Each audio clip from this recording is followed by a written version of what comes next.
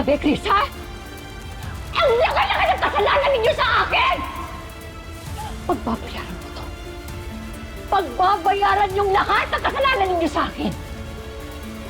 Makukulong kayong lahat.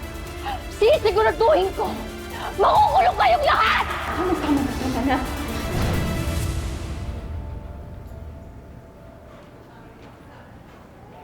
Bel! Bakit ka bumalik dito? Di ba sinabi ko sa'yo, patahimikin niyo kami? Pag ginawa ko yun, parang ko na rin inamin na may kasalanan ako sa nangyari kay Madam Jacinta. Totoo naman yun, di ba? Hindi. At papatunayan ko yan sa'yo. Aalis lang ako dito pag si Tito Rosel mismo ang nagpaalis sa akin.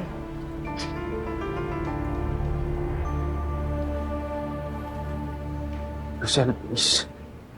Please, patawarin mo. Patawarin? Gusto mo patawarin kita? Bakit?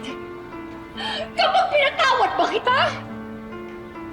Mababalik ba yung lahat ng panahon na sinayang namin ni Bel? Yung mga panahon na nagkakasakit siya. Ako dapat nag-aalaga sa kanya. Kapag masaya siya, natulog ko sa tabi niya. Ano pa pakiramdam nung nag-debut siya, nung nag-graduate siya, yung una siya naglakad, yung una siya nagsalita. Yung una niya tinawag na Miss Tia.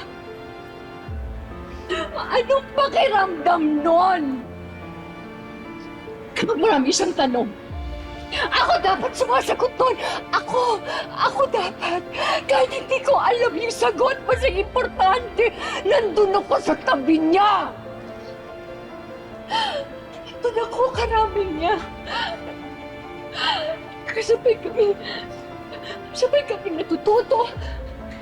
Sabay kami nasasaktan. Sabay kami tumanap. Sabay kami nagmamahal. Pero lahat yon pinagkait mo sa akin! Pinagkait mo sa akin! Chris, bakit? Bakit mo ito ginawa sa akin? Paano mo nagawa ito sa... Wala akong kasalanan sa iyo! Wala akong kasalanan sa iyo para parusahan mo ako ng ganito! Wala! Please. Please, Rosel. Patawarin mo, Rosel. Please! Please, patawarin mo! Tama ka! Mali ako!